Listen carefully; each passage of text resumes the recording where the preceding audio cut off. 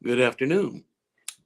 I'm Dr. Terry James Gingrass, and this is Dr. G's ADHD Chat, the show trying to make the world safe for ADHDers.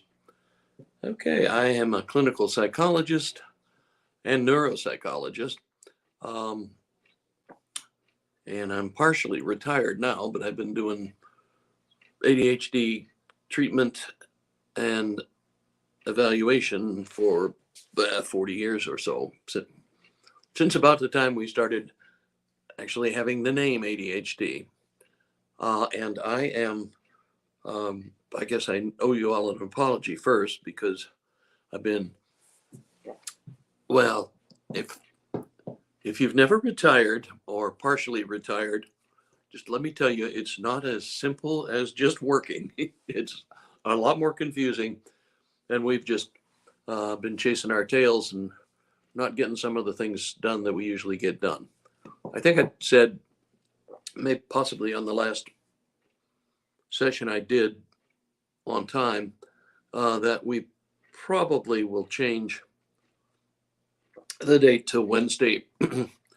Apparently, according to the research, that's an easier day for everybody to listen. Let me know if that's an issue with you. I have no objection to continuing doing the Sunday afternoon thing, but if it helps more people, I would definitely change it to Wednesday. Or heck, I may even do a Wednesday and a Sunday. We'll see. But I'll try to let you know. Anyway, like I said, I'm a psychologist, a clinical psychologist, and a neuropsychologist, which if you don't know what that means, I work with brains, which is handy since ADHD is a neurologic condition. And we have found that it's a difference in how ADHD brains handle a couple of the main neurotransmitters. The neurotransmitters are those little chemical messengers that allow the whole brain and nervous system to work. And these are dopamine and norepinephrine are the ones primarily. And ADHDers have less of that on board than neurotypical people. And that results in the problems you see with executive functioning, working memory, focus, that kind of stuff. Okay, and I say this almost every week, but ADHDers on average get 70 critical comments a day. Now, if you really think about that, that's horrifying, because an ADHDer is being asked in the first part of his or her life to do things that are totally, their brain just isn't set up to do it. Their brain is not set up to allow them to sit quietly for long periods of time like you have to do in school, and just listen to somebody talk to you and remember what they said and then spit it back to them when they ask you a couple of weeks later on a test. That's not what ADHD brains do best, although they do a lot of things really well that companies like. They are creative, they multitask well. They love it when it starts getting crazy out because they're the best in emergencies. And so, organizations like that in an employee, presupposing they've learned to compensate for, having problems with deadlines and that sort of thing. I mean, you have to have that. But I get concerned a lot. Okay, I started this program, and I wrote my book, and I'm probably going to be teaching a course pretty soon, because the things that we have been taught to do with ADHD are focused on ADHD as if it were a behavior problem. And that the problem is that ADHDers just don't want to do what they're told. And it's not that. ADHDers have problems doing a lot of things that people take for granted. And, if you've ever been a psychologist and sat in your office listening to parents complain about their ADHD children and, oh God, I tell him what to do. And, and he does one thing and then he's sitting on his butt playing video games and doesn't expect me to be upset. Yes, ma'am. The reason that happens is because his working memory is not very good.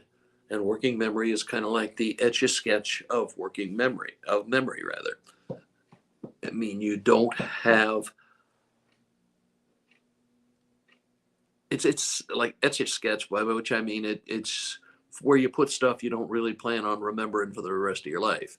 Like when mom tells you to go up to your room, put your laundry away, pick up the floor, and bring down your dirty laundry. You tell them not to do 3 things like that, odds are you're going to get one of them done, and they're going to be up there playing video games or whatever they enjoy, and be very surprised that you're upset. That's, however, not willful. That is, your working memory doesn't work very well, does it? No, it doesn't. Okay. That's why I'm punishment doesn't work. I've been pretty hard line on that. Punishment doesn't work. Matter of fact, punishment tends to make things worse. What would you rather have? An adolescent who makes some mistakes every once in a while, but tries? Or would you rather one who's just so angry at the world that he doesn't want to do what anybody tells him to do? So punishment, programs that focus on punishment or really extra creative ways of punishing. And I know here you can make a distinction between negative reinforcement and punishment, but for most folks that isn't going to matter. Okay. And so what I would like to give ADHD parents, those of you out there listening, is a new goal. Make your number one purpose with your ADHD child be having him or her grow up to be a confident, resilient adult. Okay, that's more important. Some of these people, and I see ADHD adults, and I see people who should have been diagnosed but weren't when they were in school, and now they're in their late 20s, early 30s, and they're just sick of the way their lives are. And they know that they have something wrong. They just don't know what it is. So the problem we have is that a lot of the treatment programs are focused on a punishment model. Reward good behavior, punish bad behavior.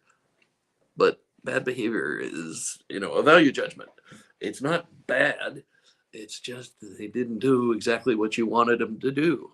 Oh, okay, Antoinette, I hear you. But make sure if nobody else, oh, Lord, this young lady was only diagnosed when she was 36. And that's a real common thing. The folks I felt the most for, I guess, were the ones who had not been diagnosed and had suffered through all this, and come up with all sorts, oh, I must be stupid, or, oh, I must be lazy, or, or matter of fact, one of the best books on ADHD, one of the first really good books on ADHD is titled, "You Mean I'm Not Lazy, Crazy, or Stupid?" by a nurse practitioner named Kelly. And it's, they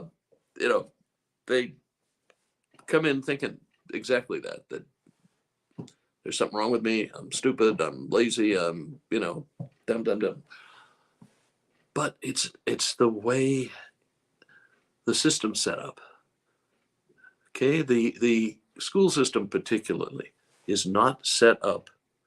Although there are, I mean, I'm not going to say all schools aren't like that, but are set up for ADHDers, but most of them are not. There are a few schools with special programs that, yeah, man, get your kid there if you can. But the deal with your ADHD child is that he or she has some limitations that make it hard for him or her to sit quietly. Well, it's easier for usually the girls have what's called inattentive type ADHD, and they can sit there quietly and not make any trouble for anybody, but they're not paying attention to what's going on. They're all about rainbows and unicorns and but they're not getting it. Okay, and they have troubles. Well, how do you get good grades when you can't pay attention to the class notes and the class lectures and that sort of stuff? Anyway, so the thing that an ADHDer needs to come to maturity with is confidence, is understanding that he or she will make errors, maybe more errors than other people, but that eventually they will find the solution. Okay, that's terribly important. Okay, if every time you make an error, it's a failure and you're a terrible person because you failed, uh, it's very hard to make progress. It's very hard to learn from your mistakes. And that's what you really want. That's what resilience is all about, is that okay, I messed this up. Now, if I look at it as, okay, what did I learn from this? What should I have done maybe that it would have had a better outcome? Something like, problem solving kind of approach to things. Then they can go on and eventually succeed. Steve Jobs got kicked out of his own company, but eventually he came back and revolutionized all our worlds. See, my Apple Watch. And I'm talking to you on my Apple iPod computer, of which I have several. So, this is totally an Apple house. And most of the people I go to conferences with also are Apple people. But if Steve Jobs had not had the confidence and the resilience to keep his head in the game, he wouldn't have been able to come back, take over the company, and drive it to incredible success. And I'm not suggesting that everybody out there wants their child to be a successful CEO type, but that's what those are the characteristics, the personality traits that you want to encourage. You don't want to raise a kid who just is really good at picking up his dirty socks. Okay? I mean, it makes life easier, but it isn't honestly on the scheme of things all that darn important. You want somebody who can take care of him or herself and potentially their family,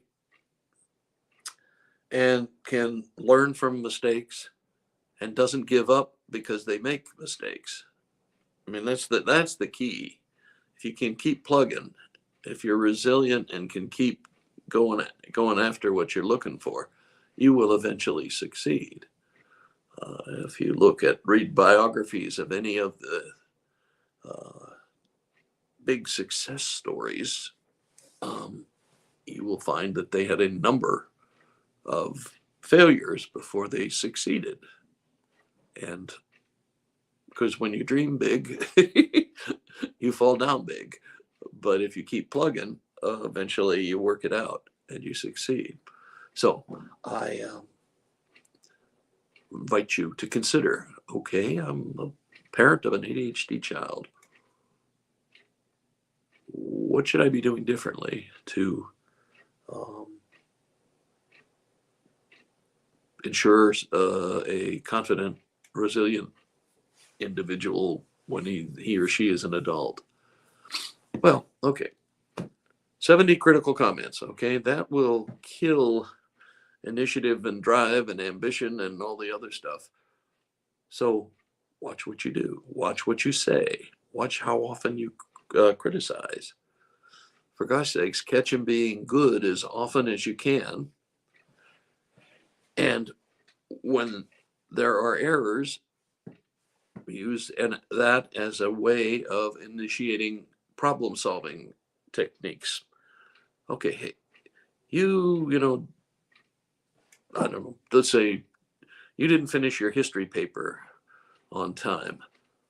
Okay, oh, what happened? Why was that not? Oh, hey, Okay, but you use it to learn. Okay, what did you learn?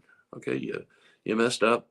You flunked or got a D or whatever it is. Uh, but what'd you learn from that? What's the takeaway from that sort of thing? And what can you do different next time? Okay.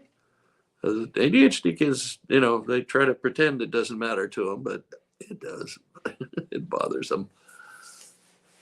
And so the other thing I want to mention for sure is the Lesota principle.